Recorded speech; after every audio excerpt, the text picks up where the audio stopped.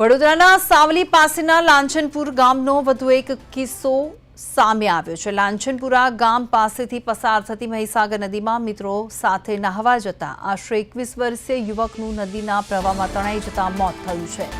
TM college જરોદમાં અભ્યાસ કરતા 21 વર્ષીય યુવાન તણાયો હતો। મહીસાગર નદીમાં ગઈકાલે સાંજના સમયે નહાવા જતા યુવક નદીમાં તણાયો। સાવલી પોલીસ અને ફાયર વિભાગને જાણ થતાં તેઓ ઘટના સ્થળે આવી પહોંચ્યા। લાંછનપુરા ગામના સ્થાનિકો તરવૈયાઓની મદદ લઈને ગઈકાલે રાત્રે યુવકની તપાસ હાથ ધરી। ઘટનાની જાણ થતાં યુવકના પરિવારજનો ઘટના સ્થળે દોડી આવ્યા। મહીસાગર નદીમાં તણાયેલ 21 વર્ષીય દિવ્ય રાકેશભાઈ ગુપ્તાના મૃતદેહને શોધી કાઢીને પીએમ માટે સરકારી દવાખાને ખસેડવામાં આવ્યા છે।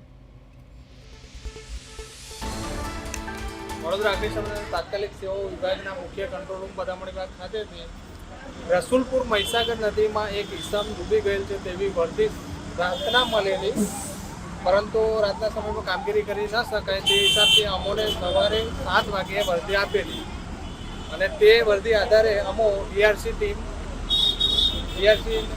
ફાયર સ્ટેશનથી ઈઆરસી ટીમ લઈને અમે કમસે કમ 8 વાગે મહીસાગર નદી પહોંચી ગયેલ અને શોધખોળ કરી બોડી કાઢી આપેલ છે અને તે પીએમ માટે હોસ્પિટલ પોલીસને સુપ્રત કરેલ છે।